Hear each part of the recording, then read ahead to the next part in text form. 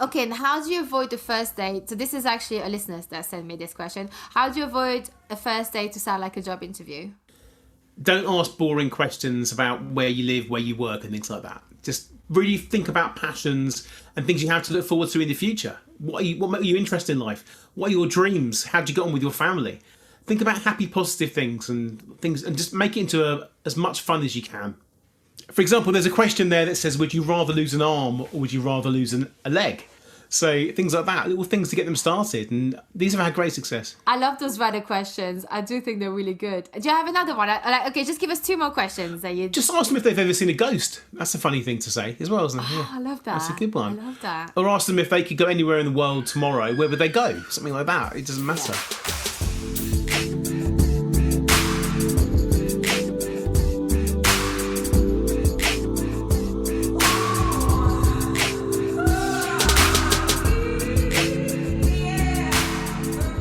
Welcome back. We are on today with my guest James Preece on the Tour for This Shit podcast. I'm your host, Angie Sorensen. Look, I hope you had an amazing holiday season. I hope you all came out of 2021 in one piece and tackling in 2022 like the winner that I know you are. Okay, I can't do these kind of pep talks. I'm sorry. Okay, listen, I just hope you're good. Okay, I hope you're good. Now it's 2022. Let's see what happens.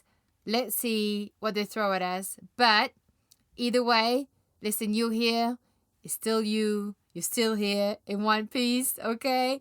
So I want to say, again, a really, really big thank you for all your support last year, for liking the show, for following the show, subscribing to it, and just sharing it with your friend. It has really, the audience has expanded, and I have really you to thank. So I just want to give you a big, big thank you.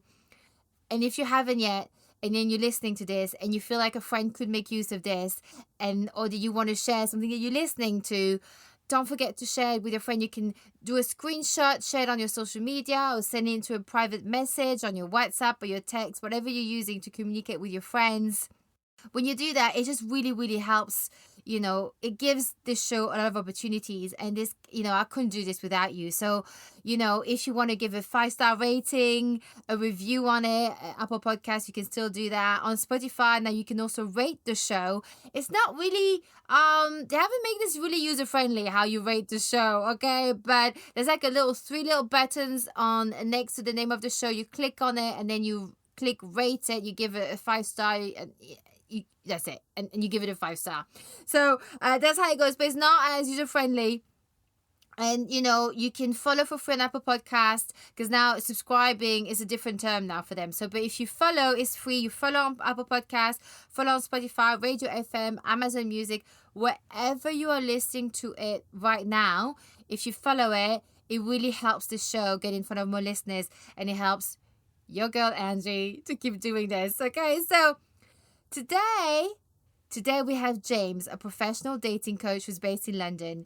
And with us, he shares his insight on how to lift your online profile to attract better matches. Not more, just better. And for that, he basically we're using mine as an example. And he's telling us everything I'm doing wrong, okay? I am a bit resistant to him at first. I'm like, you know me. So, and then I'm like, he actually does have a good point. So, James is really good.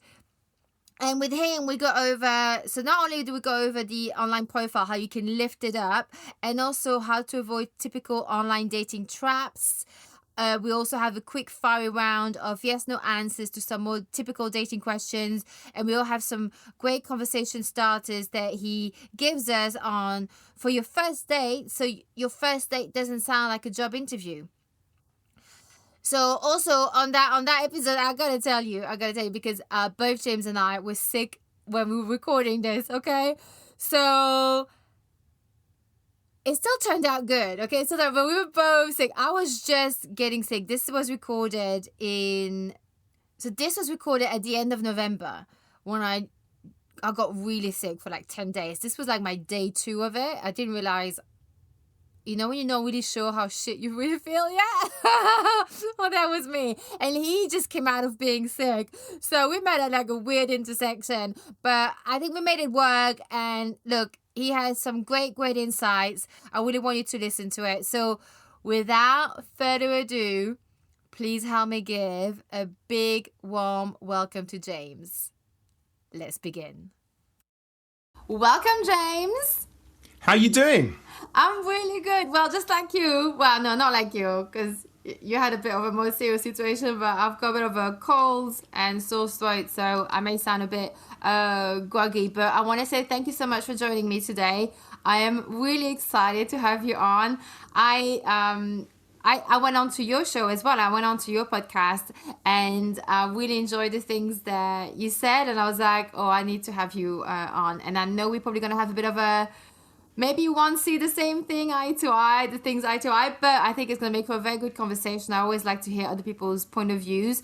So today we're going to talk about we're going to talk about online dating and the general mishaps, that happens between men and men in the very beginning. Men and women. Men and women. What did I say? Men and men. Oh, well, we do talk about that too, but obviously not today. We're going to keep it to like the very narrow, just men and women, heterosexual, just to keep it really simple. But all the mishaps that happens between the two genders at the very beginning of what we normally hope would be a courtship, but many disappointments do ensue instead. So before we dive in, James, please introduce yourself, where you live and what you do. Yes, well, I'm delighted to be here. I'm James Preece. I'm the UK's #1 dating coach. I help busy single professionals navigate the very difficult path of finding love. I live in London and I help people all around the world. Mm-hmm. Can I ask you, what's your status? Because obviously you're this very famous dating coach. So what's your status? I've been married for 10 years now and haven't been single for about 14 years. Okay. So was then online dating already there before you got hitched? Online dating's been there since I was younger. In fact, my university was one of the first ones to get the internet, and there was a very primitive form of online dating there with chat rooms. So I was one of the first to ever get to do this. So I'm very blessed. Okay. So yeah, you're very familiar with it then. So what's I do want to ask you, what got you into this line of work? It was a happy accident because I used to be an actor, and acting was great, but it didn't always pay very much money. And by chance, one day, a good friend of mine, she was working at a massive singles event in London. 1,000 people were there. And she said, come on, James, come and put on the T-shirt, pretend that you're working with me. So I put on the T-shirt and I found that absolutely it blew my mind. I was able to use all my skills to help people, all my confidence, body language, flirting and things like that. And I left it, I thought, this is amazing. So I started working with lots of different companies as their dating host. And it grew from there. I feel very, very blessed to do this job, particularly over the last 18 months, that I have a job that helps people and connects them, because my job is so much fun 99% of the time. I get to help people realise the one thing they want in life, which is an ideal partner, and help them realise their own value as well. Yeah, well, that's important. I think that's one of the biggest... that's actually a question I wanted to ask you. But I do actually feel that that's actually one of the biggest thing that gets people into situations that are not necessarily good for them, because they just don't feel like they may not be aware that there is better, that they can deserve better treatment. There is people who actually do want to be around them, and so on and so forth. And obviously that mixed with all the stupid dumbass Hollywood movies and the stupid glossy social media makes you think that it's just like everything is hunky-dory and very much that disempowerment of like as if like the man is the plan, and you just have to just wait for him to rescue you. And there's all kinds of like messages out there that's like so wrong in my opinion. So but I will ask you, before we go into, because what we're going to do today, that you're going to actually, I sent you screenshots weeks and weeks ago about my Hinge profile, because you're going to do like a review of it and just like tell me what I'm doing wrong. So, but before we go down, maybe we should warm this up a little bit, and maybe I may just actually just ask you a few questions first. And so my first one is like, what are some of like the biggest online dating faux pas in your opinion? The biggest one is probably making no effort whatsoever. Most people do it and they upload the first pictures they've got on their phone, which are usually them as selfies or them on a drunken night out. Because people don't go around taking pictures for the purpose to put them on online dating sites or dating apps, do they? So I understand this. But then they do it and they write up half-assed profiles where they write just one line or two lines and wonder why no one is reading it thinking, do I connect with this person? Okay, so I'm just stepping out of the episode for a minute.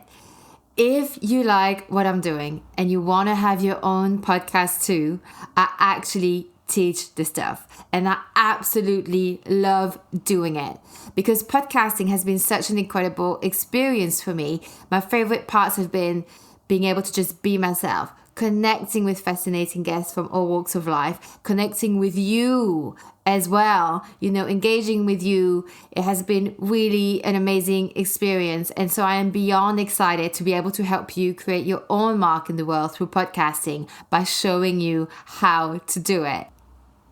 So to get the details on how to sign up, just go to learnpodcasting.online. I will add the link in the show notes and I really hope to see you there. So now, back onto the episode. So that's the biggest mistake, is making no effort. Yeah. Poor quality pictures, low profile, really boring messages. You're probably sick of the whole "hi, how are you" message, aren't you? Oh my God. I don't even like texting. So online dating is like, no. It is. I'm terrible. But also, like, and I know this is something that we disagree on, I think, James, if I remember correctly, but I do feel like that online dating is mainly made for men. In the sense that, you have the whole, it's almost like very easy for men to just approach it. There's no like barrier of entry, if that makes sense, and I'm trying to think about, back in the days when, you had like the father, the brothers, the cousins, the village who were there to protect you a little bit. And I know this sounds like a bit odd, like I'm going back in time, but effectively now, we're women, we're earning our own money, we're living by ourselves, most likely, and we live in a big city, and all these men just have like that quick access to us. The reason I'm saying that is that's also why I'm not sort of like out there messaging them first. I'm not like, I'm waiting to see a little bit like, now you come to me because you need to have a barrier of entry. You can't just feel that I'm just there, and it's that safety feel that I have. And I know you think differently about messaging. Well, I do, because you're saying that, but the reality is on most of these sites, like for example, Tinder has 9 men for every woman on there. Bumble has 8 men for every woman.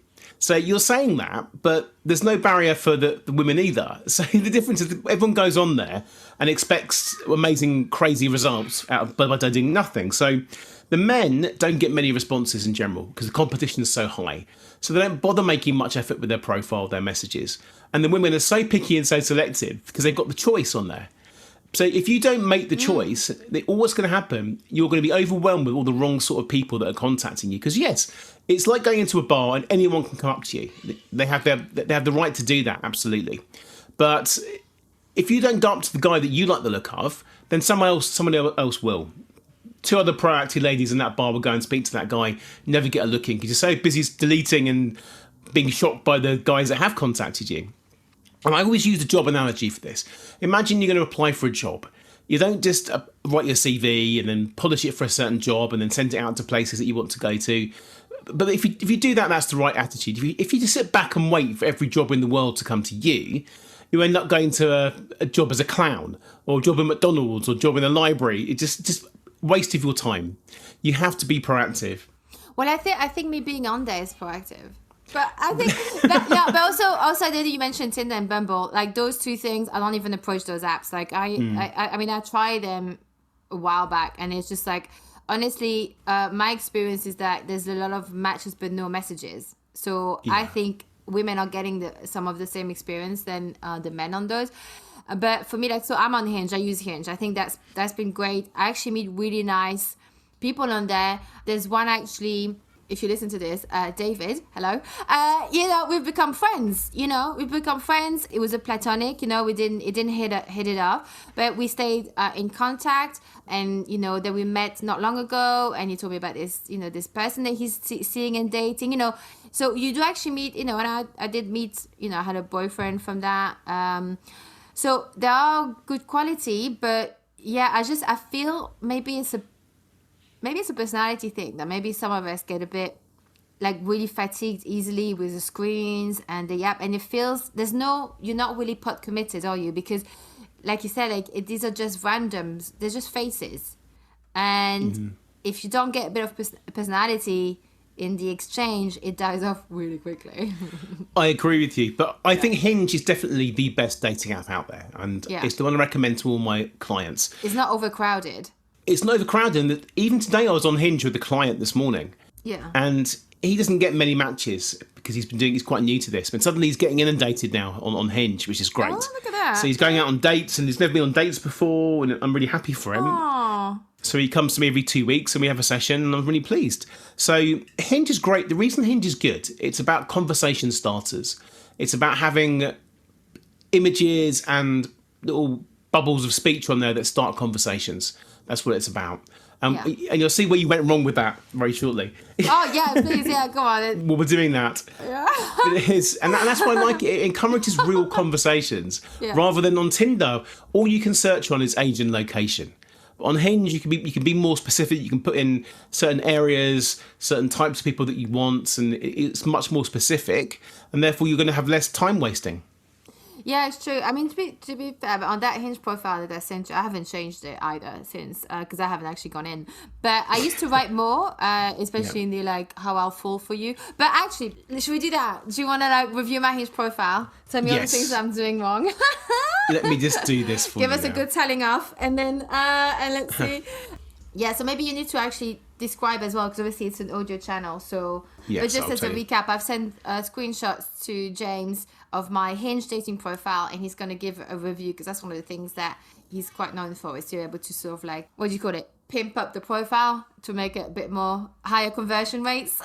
Exactly. We're going to do this. Now, let me just start by saying, obviously, you are quite photogenic, and that's nice. It works in your favour. However, there's a lot we could do differently here.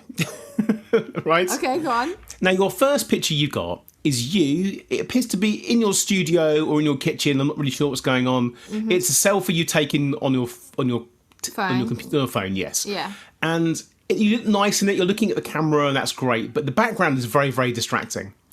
There's so much going on that isn't of any interest. It's not you. Right. Now, maybe guys contact you and say, "Why is there a microphone there?" They really do not look at that. No.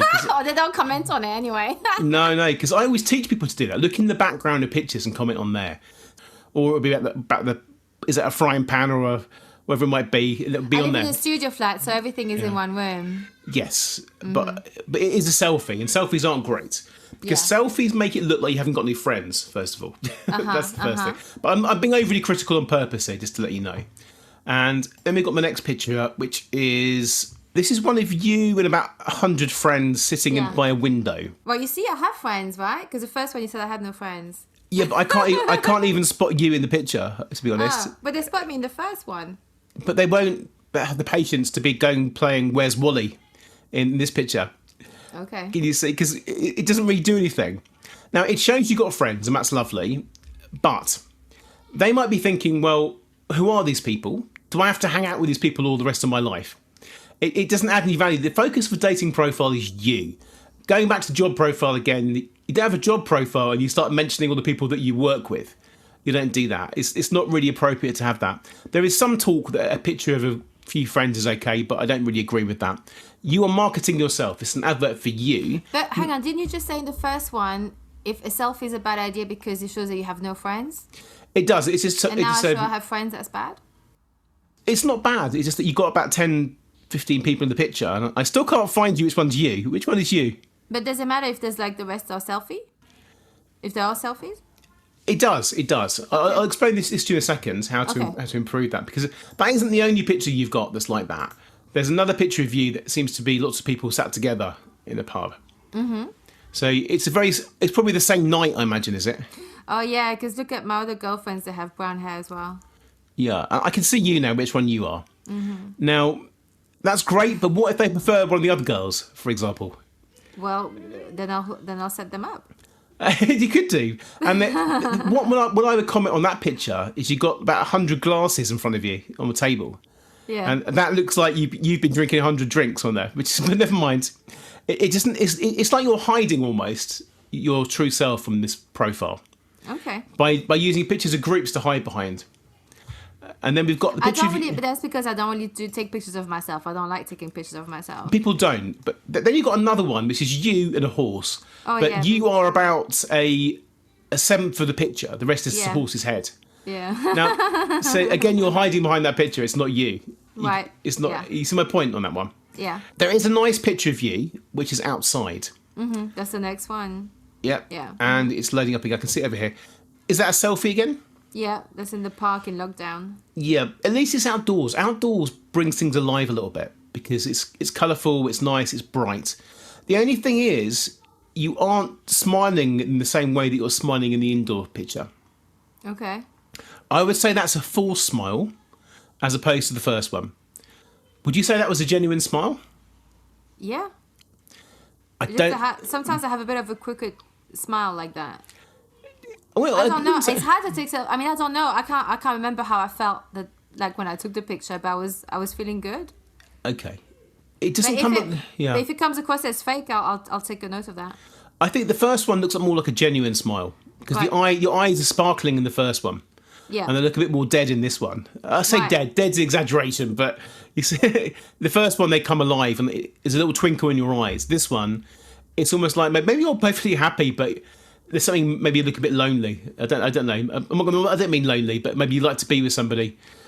It's just the first one's got the sort of cheeky sparkle. I Okay. like that one on that. Is that all you've got in terms of pictures? No, and then there's another one. Oh no, that's all. There's the last one with me and my girlfriend. Oh, with the we're hats making on. faces. Yeah. Yeah. Now, what's the point of that picture? To show that you've got a fun personality? I guess. Yeah. But you've got hats on. So hats on. Hats. What? You've got a hat on, first of all. Hats are never good. Outside in the winter. Yeah. I know, but hats are never good because hats are a mask as well. They're covering up something. You're putting a really, really strange picture with your tongue out, Yeah. which isn't the most attractive picture when it's a market. When it's never Actually, for you. I get quite a lot of hits with this one. That's one of those where people actually like. You would do because it's the only one that really can start a conversation with. The other ones, no one can.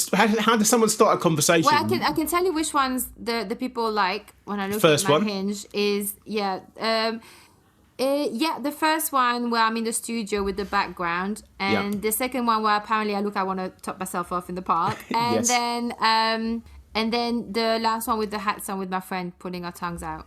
Yes, because when they start conversations with you based on Like- those first two pictures, Yeah. are they starting them off with just generic things like you look really nice? Yeah, Or are they like asking lovely you? smile, blah blah blah. that Yeah, kind of that's stuff. all they can say. That's the reason why. But the one with the tongue, I think, is when people click on it, because you have like the bars, and it says we're Yes. about to go in to see Wanda Sykes, and so that's Yeah. that's the prompt on it. And I know you can't see exactly send your screenshot, so Yeah. But when you click it's but Wanda Sykes, people who are into comedy, they react to that. They go, oh yeah, Wanda Sykes, she's Yeah, great. I know Wanda Sykes is.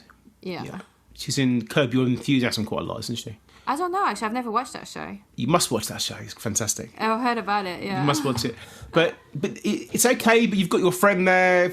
It's not the best picture, but it's still one that's going to start conversations. Because how do you start a conversation based on you and the horse, or you and the picture of a massive group of friends? It's difficult, isn't it, to do that? The purpose of Hinge is to have each picture as some sort of ice-breaking conversation starter. So it could be you doing some sort of hobby. It could be you doing a sporting activity. It could be you just going for a nice walk, doing something strange, a nice item of jewellery. It doesn't matter what it is, or a prop, reading a book, your favourite book. Anything that gets the guy to think, well, okay, I'm going to start a conversation. What's that book? There's nothing much in this profile that can start conversations. Now, I could do it because I'm trained, and I could pick things out in each picture if I really wanted to. But most guys don't really think, they're not that smart. But there's a bigger problem with this, though. Yeah. And that is your text you've got on here. Because you only get to have 3 little sections, don't you, Yeah. to have on here. And you've got on here, number 1, an overshare. I fall asleep with my night socks and eye mask on. Yeah, it gets a lot of response, actually, that one. I'm sure it does, but what does it say about you? About what you're looking for? About what you want in a partner? What your personality is like? Absolutely nothing. So what you're going to get is random people who think you look nice, and that's not enough to make a connection, is it? Okay, so what would you suggest? I suggest that there's 3 sections you have on here. And the first one should be something like dating me is like as a prompt, and talk about you, what you like to date, your fun personality, what you like to do, and just write a bit more about something that makes you a bit more special. Mm-hmm. The second one, I like 2 truths and a lie. It's quite good. So, because 2 truths and a lie, everyone loves that. It's a fun one. Men seem to love it more than women. But you know what? I know people say that, and I was listening to like a dating podcast yesterday where they said that as well. I hate that one, the truth and a lie. It's why is that? Because it's very show-offy, very dumb. It's just like, it's very much like, oh, I had dinner with Bradley Cooper, or I was in a Bollywood movie and I got arrested in when I was traveling. Like, I don't know. It's just, they're all like, there's always like a name drop or this. It just pisses me off. I'm like, just tell me which one. I don't think I've ever seen one that made me go, oh, that's interesting. But it's not about that. It's about guys having a reason to contact you. You make it easy for them. So, for example, one of your things could be that I moved to Australia. Yeah. I once quit and moved to Australia. That's easy. That's number 1 straight away. You can put it into that. It's little things to make it show your personality a bit more. It doesn't need to be ridiculous things like I dance with Gordon Ramsay or anything. It doesn't need to be that. If you have done, then wonderful, put that in. Yeah. But it's all you're doing is making it easier for the men to contact you. Just saying, the most spontaneous thing I've ever done is moving to Australia. How many men have started conversations with you based on that? Yeah, they do actually. What they always ask, oh, where did you go, or you know. But it's usually a bit of a boring one. I used to actually have a lot more because I've lived in 6 countries by myself, but I've stopped putting that on because then the conversation becomes all about that. So actually, I've scrubbed away a lot of information because I don't like it when the conversation is like all about me. I want to find it needs to be a bit more dynamic. So I don't even write my job anymore. I don't put down podcasts. I don't know. It's like, it's just because then it becomes like an interview. Whereas, so I don't know. That's actually one of the questions. But I don't know. Like, I feel like too much is, I find it can be a bit in poor taste, and then the conversation becomes all about that. And I'm like, I'm not on here to talk about me. I'm here to actually find a connection. Does that make sense? It does. Well, let's talk about the third prompt then. That needs to be about your connection, the person you want to meet. That's what it needs to be. You have got a bit in here. What's the third prompt? Because people it needs to be like someone I'd like to meet, for example. There's one. I feel safe and cherished. That's lovely. But what about the person? Because people can't see it, what you see. So what James is referring to, like the third prompt is, the way to win me over is, and then you can then fill out however you want to answer. And what I wrote is like, when I feel safe and cherished. And again, there used to be a really long list on there, and I just took it all off because it's embarrassing. But it's not. It shouldn't be a list about all these things that how someone can impress you. Yeah. It should be a space to sort of the first box is where you sell yourself. Yeah. The second one is some sort of interesting, fun conversation starter like the 2 truths and a lie. And the third thing should be about the person you want to meet. Why are you on the app in the first place? What sort of guy are you attracted to? That way, the trouble is at the moment you are very anonymous on here, like you said. Yeah. And that's all very well, but that's the reason why you're getting just complete random people contacting you. Because that's all that's going to happen. How does someone really know if they're a match for you or not? They don't. Other than finding you attractive, how do they know if you've got similar interests, if you similar values in life? And this is the way to just waste time if you don't put these things in here. Yeah. Because you need to sort of eliminate people as well. No, it does make sense. I do agree with you that it doesn't really say much. And I know why. I think I've done that on purpose, and I'm definitely hiding a little bit, for sure. I don't like the attention on me. I mean, there's a reason why I do audio podcasts, you know, like, people want to do like video podcasts, like that's a YouTube. It's not, do you know what I mean? Like, I don't, I would like audio, you know, so yeah, I think you picked up on that. I didn't even realize I was doing this on here. I thought I was being mysterious. But 16 years I've been doing this. I can spot someone that's hiding. Yeah. So okay. So you mentioned. So you said like with the prompts, because obviously like Hinge gives you, I think, 3 prompts. Yes. So the first one would be about what dating you as a person is like. The Yes. third one, like you suggest, like something like a conversation starter, like a truth and a lie. Yes. And the third one, like the kind of person I want to meet. So, but what do you write in that bit, person I want to meet? Because, decent, kind, like you think that would be like a no-brainer. But maybe you have to spell it out. It helps, but they are very generic things because everyone says the same things. Just think really deeply, maybe 3 things that you really want in a partner. Maybe you want someone who wants to travel the world, for example, or somebody that wants to spend all afternoon drinking coffee with you, reading books. Whatever it might be, you need to specify that. Something that's the most important 3 things for you, the absolute 3 deal breakers. But there's no point in writing, I want somebody fun and kind, because no one will say that they're not fun and no one will say that they're unkind. Mm-hmm. And loyal as well. And no one's going to admit to being disloyal. Yeah. So think about it, be a bit more specific if you can. Yeah. No, I think that's actually really good points.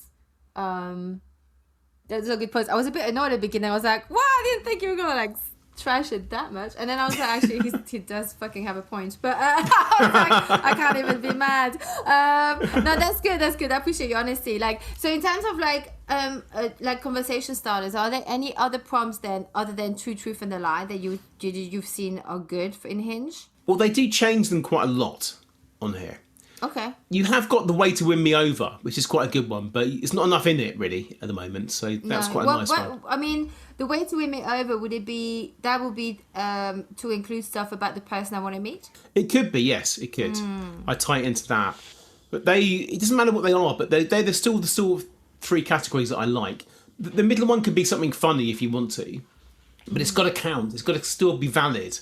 Just writing that I don't like aubergines, as someone else did that I coached recently, isn't really going to help you meet the perfect partner, is it? Actually, now that you said that, how do you know if you're compatible? What is compatibility in your opinion? It comes over time, really, because to start with, you've got things that you like doing and they've got things they like doing. Mm-hmm. And they've got their own patterns they've learnt by being on their own. When you come together, you learn new things and you compromise and you learn from each other and hopefully you move forward. That's what compatibility is. But there are other levels of compatibility as well. For example, I touched upon values and what's important to you in life. And also your life goals. If you want to have children tomorrow and they've got no intention of doing that, or you want to go and live in New York and they don't, that's not going to work either. So compatibility is on many different levels. But ultimately it's something that you have as you move forward because you're always going to be growing as a couple. Yeah, and I think there's this thing that you said, like, you both living 2 separate lives and then you meet, and I think that sometimes people put too many emphasis on, well, he needs to be or she needs to be, going to the gym, reading 10 books a week, and have a startup and have a date. You know what I mean? They have all these like tick boxes. Or they have to want to travel the world. They have to do this and that. The thing is, like, sometimes 2 people, they come together and then they actually expand together. Because, right? It's like, I feel sometimes like, same thing with friends. There are, like, my friends are usually the ones who are organizing what we do. I'm not that kind of person. Like, I'm not like, oh yeah, let's do this, let's do that. Like, I'm very lazy like that.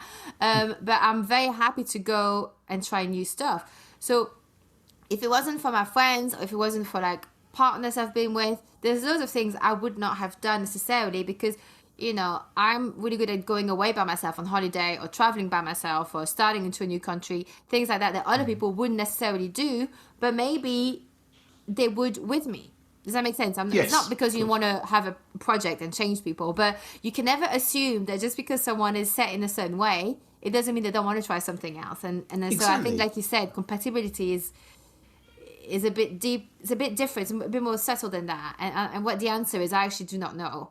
Yeah, well, it comes over time. That's what it is. And it's about realising that no one's perfect and you're going to evolve together as a couple. That's it. Because it's always a work in progress. But you have a lot of people who are out there looking for the bigger, shinier object, right? Oh, yes, all the time. They do. And women do that. They want someone over 6'3", or men want a supermodel. And you think, well, that's lovely. What do you have to offer? Yeah. Well, statistically, it's pretty impossible, isn't it? Because the amount of decent-looking guys who are that age and single, you're narrowing your chances. So just be realistic in life. And even if a guy's 5'9" and you're 5'4", do you really need to wear heels? What I say, I think if you are a 6 foot woman, I understand you want a 6'3" man. I do. And I feel like maybe we should leave those tall ones for the tall women because like I feel like I get it. Like I don't necessarily want to be looking down on my men either. Not that it doesn't mean that it couldn't happen, but yeah, I think there's this part of us that want like to have someone that's a bit taller that you feel a bit more, protected like on a physical level. Yes. You know, and so I understand that bit. But yeah, if you're 5'3", there's no reason why your requirement has to be 6 foot and above. No, I tell lots of people that as well. To finish up on that bit, like about compatibility, and then we're gonna move into like scenarios I've found like in Facebook groups online and stuff like that for dating that I want to have your opinion on.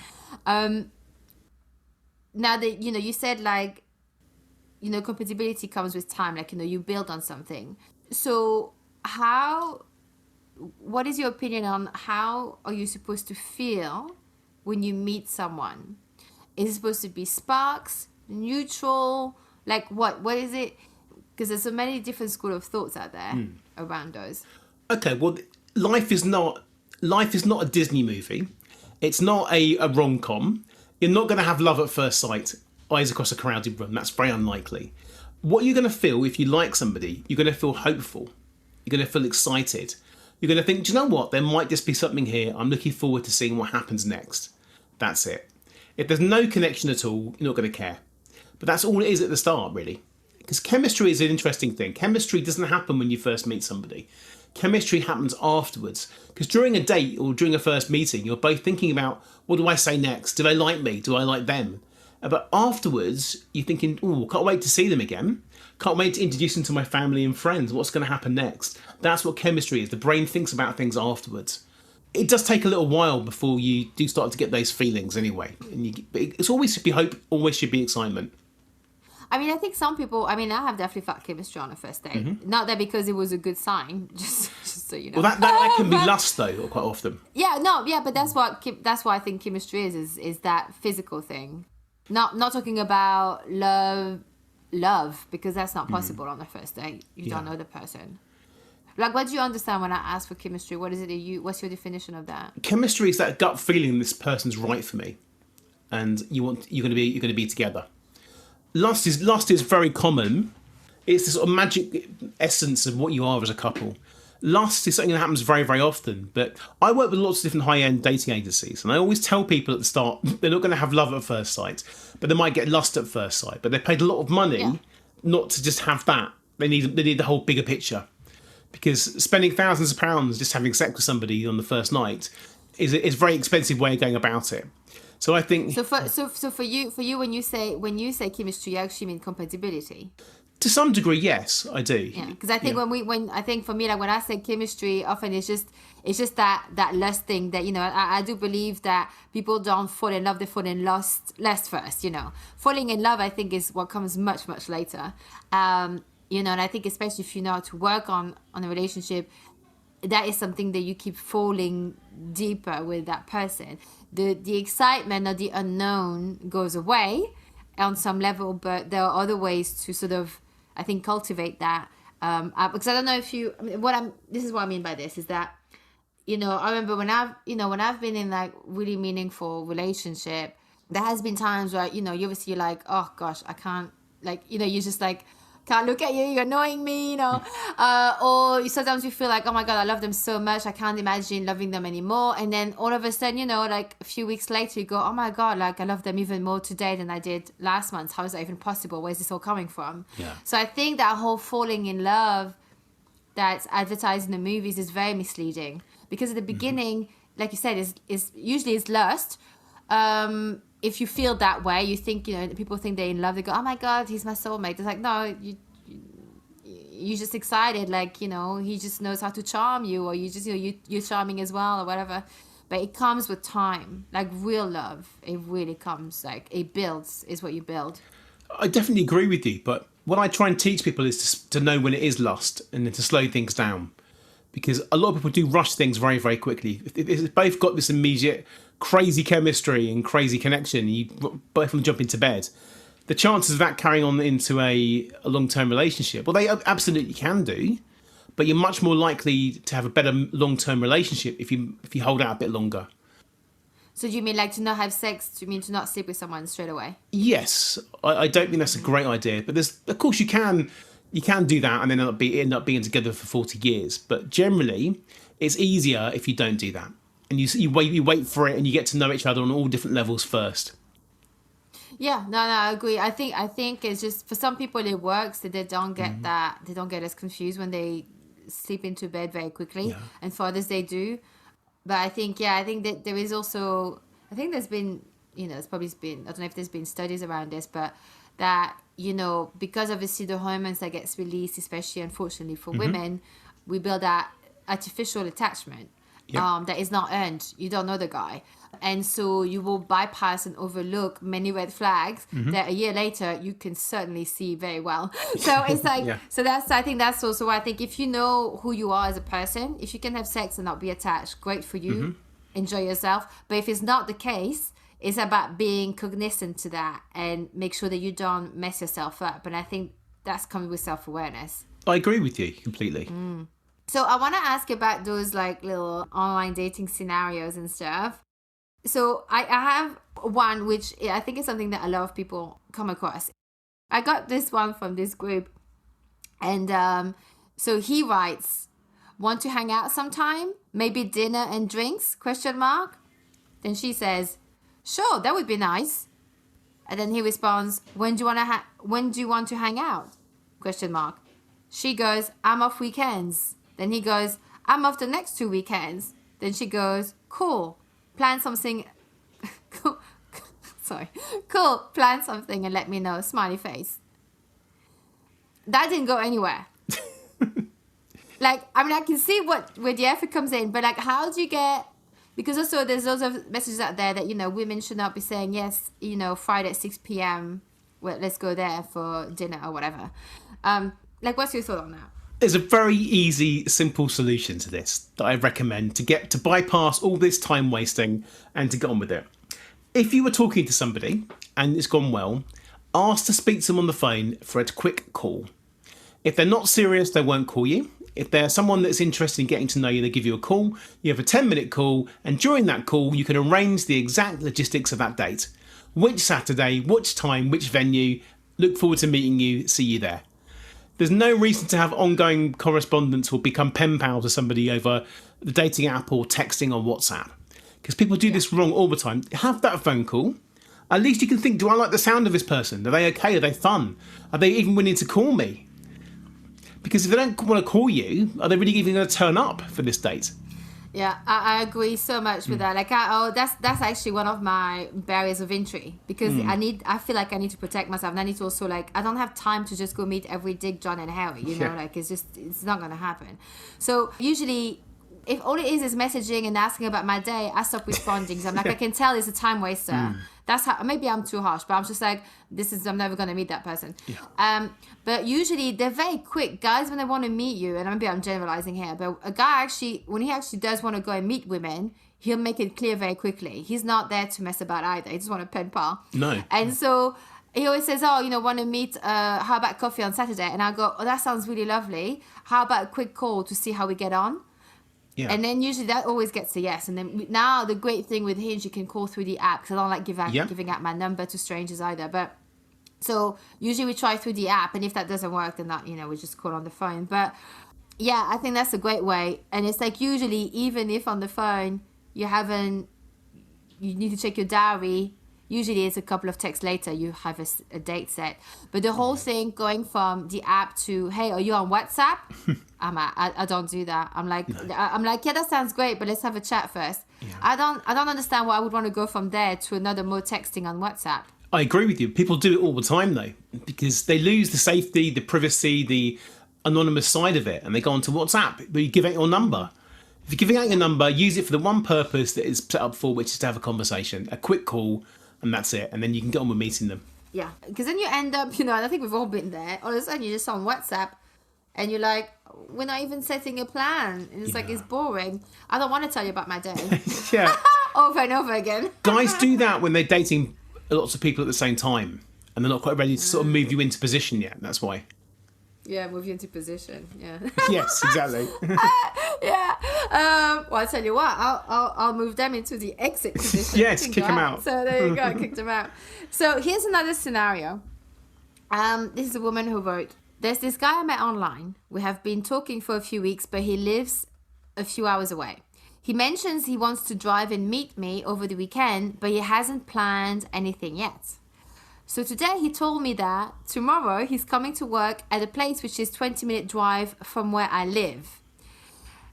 He cannot come and see me because he's sharing the car with some co-workers coming and leaving with them. So it's not his car. So he asked me if I would be okay to drive where he is so we could have a coffee at lunchtime. I'm really curious to see him, but if I go, is it desperate or too easy for him for me to make that journey? Should I say no or wait for him to make plans for the weekend and let him make the effort? ? Thoughts? Okay, well, normally the easy option is to say, forget him, he can't be bothered to come and see you, he's coming down, expecting you to go and drive out of your way by 20 minutes. The reality is, though, that she knew that he lived miles and miles and miles away. So she knew that there was going to be a problem from the start. So is there really any potential they're going to be dating, and how things are going to work in the long term? These are things you need to think about now. But for the sake of a 20-minute drive, at least she'll know, is there any attraction there by doing that? I think life's too short. Why not go and do it? What's the worst that's happened? You've lost an hour, you lost a coffee. At least you're not going to be sat around having a longer date with someone that you didn't like. So why not? Why not?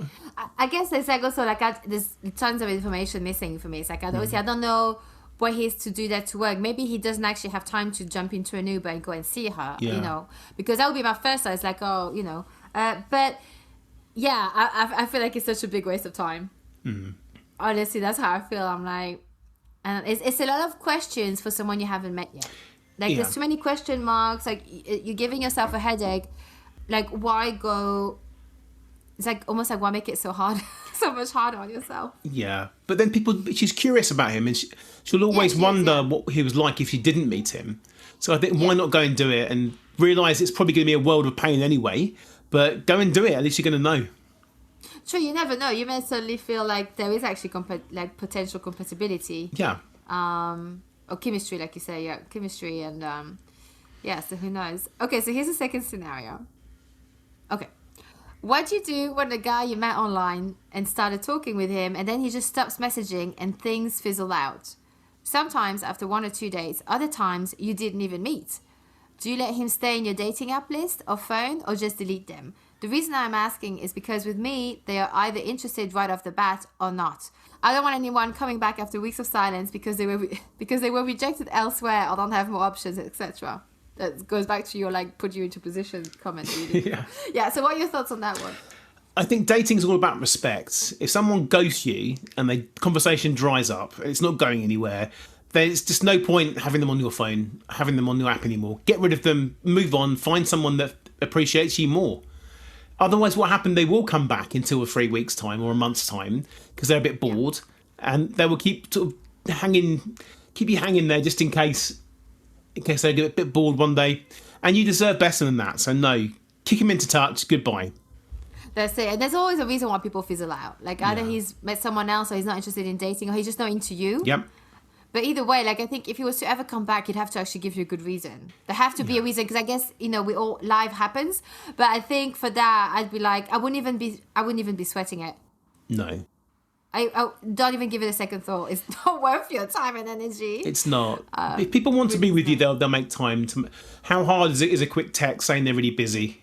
It's not hard, is it? Exactly. Well, that's it. Right, exactly. Very good point. Okay, so I have another 2 scenarios. So one is short, one is a bit longer. So I'll start with the short. There was a screenshot attached to this one. She basically puts a question mark. What's the best response to this? No response. So basically, she's not really asking a question. She's basically saying, this is how you do it. And I actually agree with her. So I'm just going to read out the text. So they've never met before. Right before this, he suggested to go for a first date at her house. She suggested a bar around the neighborhood. he wasn't having it. And so she basically sort of like, basically stopped responding. So here's the text.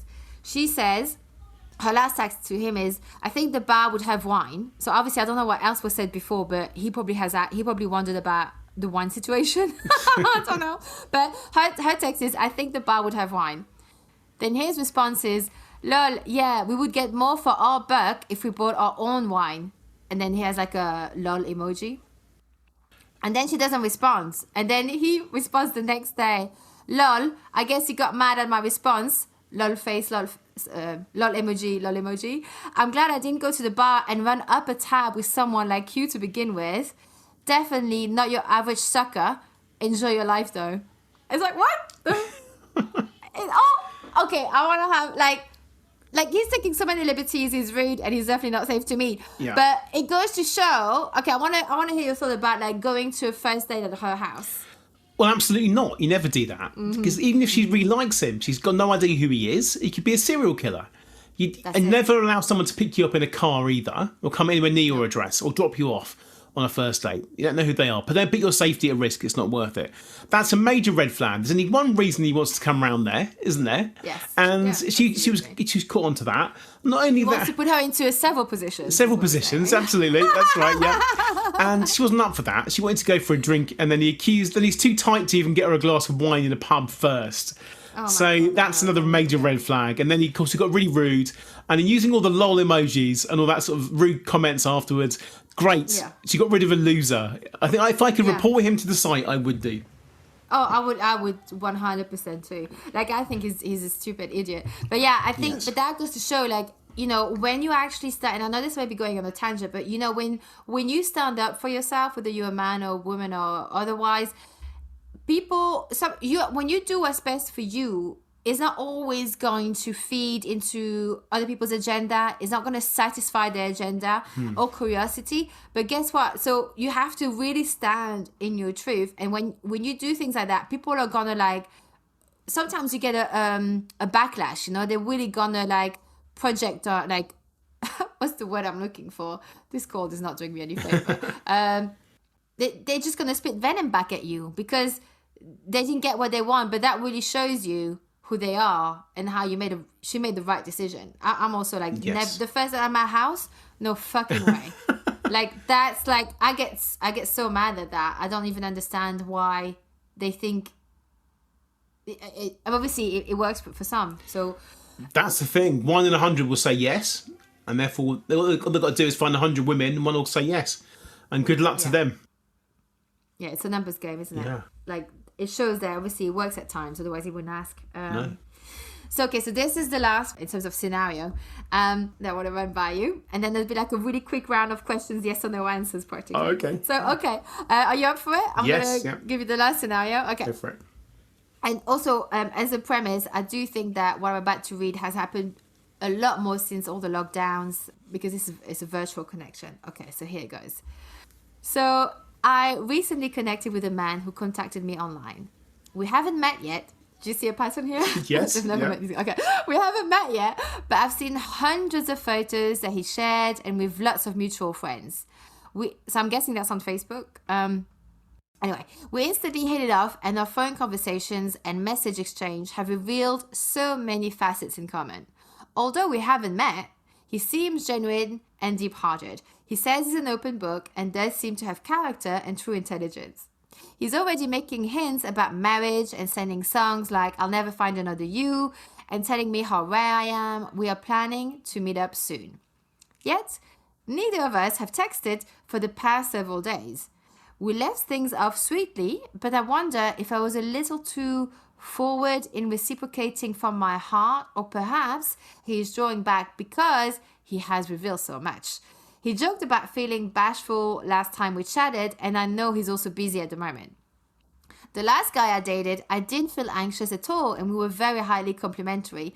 I felt so much peace and wellness around him, but I felt bored at the lack of deeper emotional connection in a more conversational sense.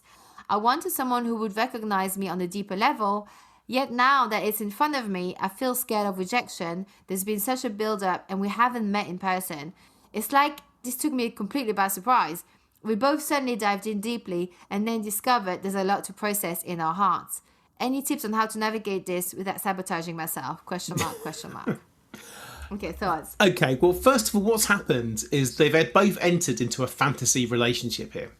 The longer that a virtual correspondence carries on, the more chance of it's never going to work out, because how can it? They've both created a fantasy version of each other in their heads of probably pure perfection. So in reality, they're probably going to get annoyed by their little flaws and idiosyncrasies. So it's unlikely. And why haven't they been in touch for a few days? Maybe he's love bombed her to some degree. That's a common thing as well when guys do that. They will tell a woman all wonderful things, seduce her. When they get them to a certain point when they think they're in love with them, they just lose interest. And that's part of the game. So all I would do now, if she wants to sort of resurrect this, then just meet him. Get on with it. Why haven't you met yet? Get on with meeting him. At least you're going to know once and for all.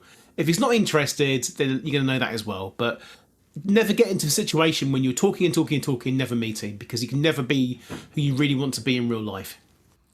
Yeah, and I feel, I do feel for her, because I feel, I think it's something that a lot of people do, and I've certainly been guilty of it, I'm pretty sure.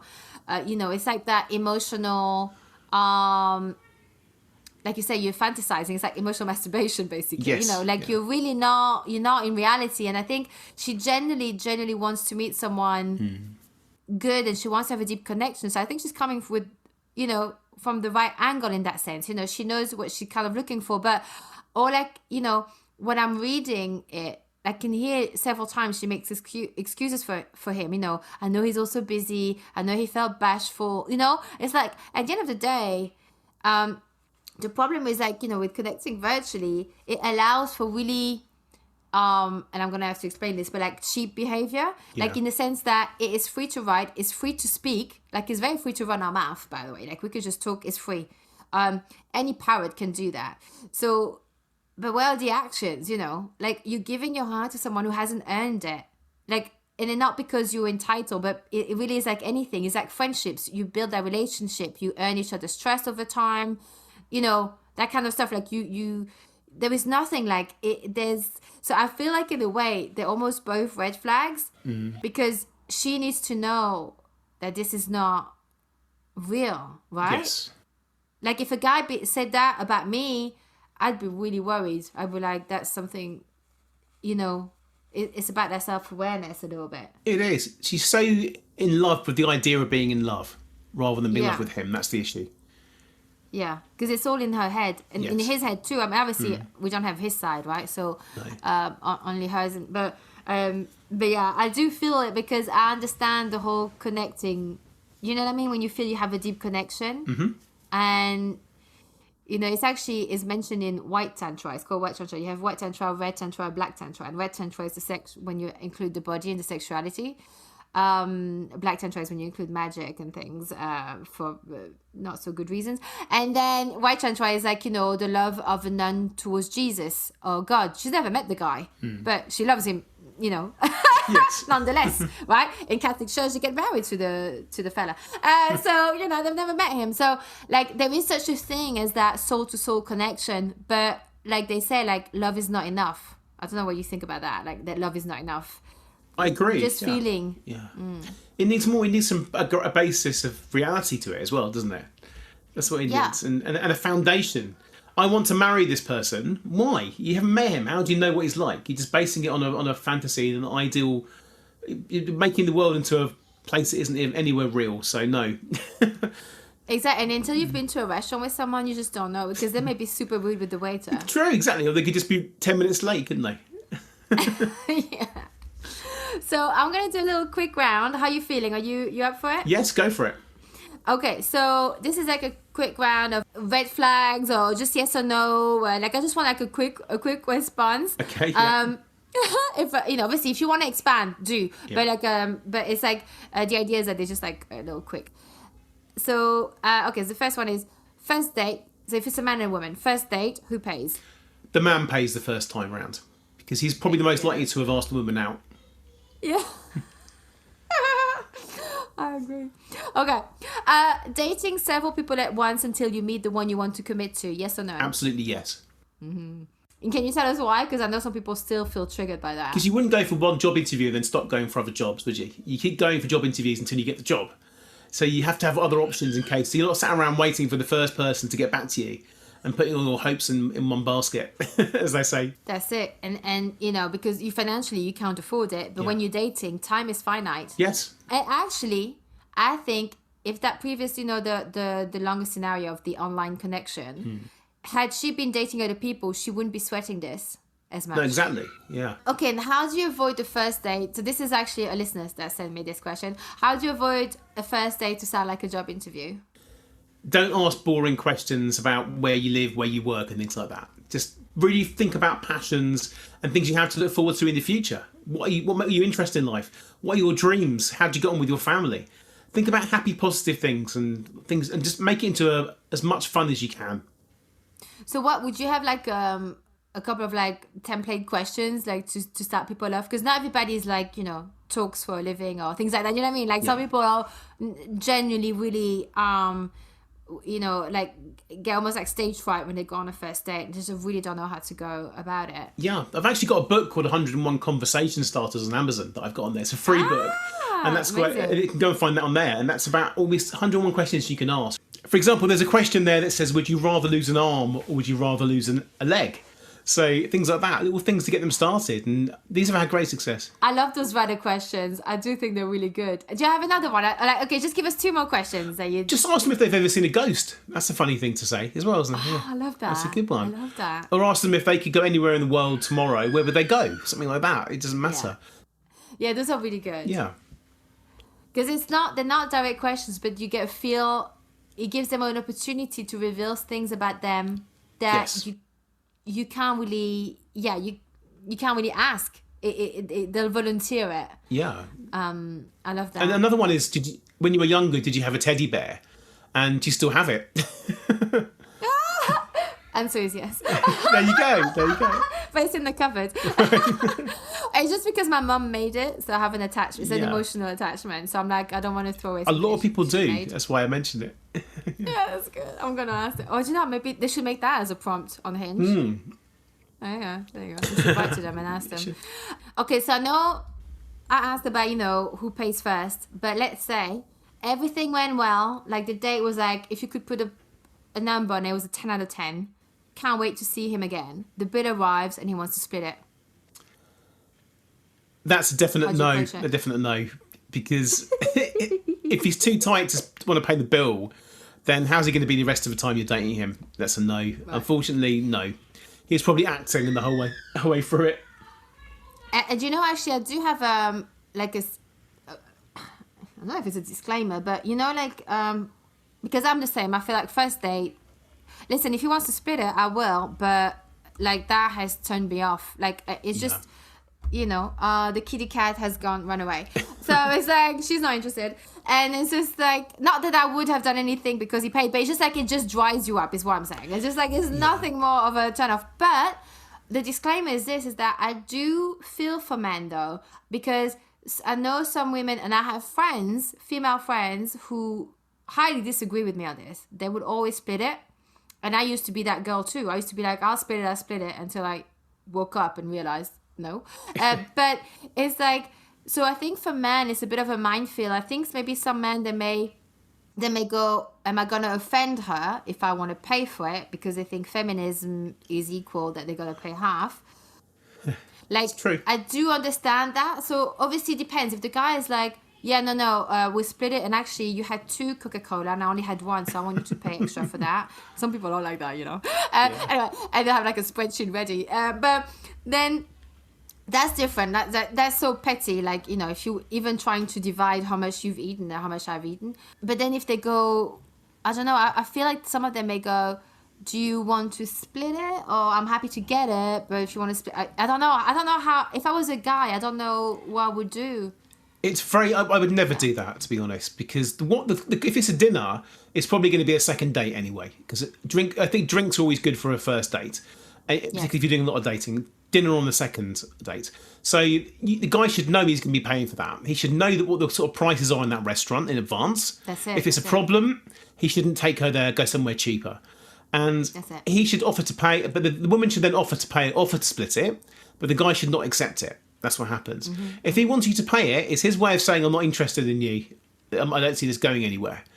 And when I was single a long time ago, I used to know all the places that were happy hour in London. And I would go for all my dates around to save that problem. Because I knew I'd be buying most of the drinks and I'd be going around the places. So to do that, it never a problem at all. And the thing is, I know sometimes guys that go, oh yeah, but if I have to pay for every first day, it's going to be so expensive. And I'm like, well, listen, you don't have to be dating me then. You don't have to be dating as much. I don't know what to tell you. Yeah. It's obviously rubbish at dates, isn't it? If you go out on all these first dates all the time. If it's not going anywhere. It's not going anywhere. Okay, and then the last one. So this is not a first date scenario, but it's like this is the first, you've had sex for the first time. And you don't hear from him for 3 days. Yeah. What's that about? Yes or no? Sometimes men do need a few days to process this and to go into their sort of man cave and think about what's happened. But despite of that, they should still have some respect and make sure you're okay the next day. So if they don't contact you, it's a no anyway, regardless. If they don't contact you at all, you say? No, if they haven't contacted you by the next evening, right. then it's too late. No. Oh yeah, no, like it is so off-putting. Yes. It's not even funny. It's like no way. I know some women have a higher tolerance and patience, but for me, it's like, are you fucking kidding me? Like no. No, it's just rude again, isn't it? It's just completely rude. It's very, but it's you know what? It's more than that. It's just highly insensitive. Yes, it is. Because you've been so vulnerable together. Yeah. And it's a level of sensitivity. Like even if you're not interested, you should want to just reach out, dude. Like, you know, it's just crazy. Yeah. So James, thank you so much. This has been like a really nice, I feel like we had a bit of a sparring of the mind. I think it's good to not always see things the same, but still agree on other things. And I really, really value your insight. It's been really interesting. And yeah, thank you so much. And so what I want to do next, I'm going to ask you the same 2 questions I ask all of my guests. I call them the finishing thoughts. So the first one is, what do you wish you'd realized at 18? But not on a cognitive level, but really on a cellular level, like really knew, you know, like at 18. Well, it sounds a bit weird, but I think I wish I knew how much power I really had within myself to do anything I wanted to do. My dad was always telling me that I could be anything I wanted to be, but if he'd have told me, an 18-year-old boy, that I was going to be a leading dating coach and have a wonderful life in a 5-bedroom house and all these things, then there's a lot of doubt would have gone away and my confidence would have been a lot stronger. And looking back on it as well, I wish I'd known that my memory was so good, because one of the things that held me back is I didn't think I was good at learning stuff, funnily enough. But I did learn. When I was 21, I learned an entire box of Trivial Pursuit cards one day just to see if I could, and I could do it. And after that, I became an actor and learnt all these lines. And I wish I'd known I had the power to do that as well, because that's a great skill I wish I'd known for university, just to study and to do things a bit easier. But I didn't know it then. But I wish I'd be able to empower myself now.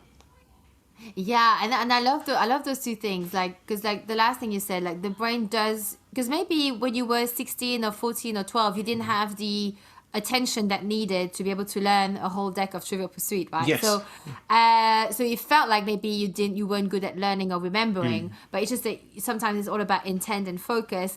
And so the brain is that, you know, it evolves and it's flexible. And I think the first thing was really interesting that you said, because I feel that I would flip it on its head, because maybe if you were confident and knew your power at 18, you may not have had the empathy required to do what you do today. That's very true, yes. Yeah, you can't put yourself in other people's shoes, because a lot of it, I think, is to deal with people's insecurity. Yes.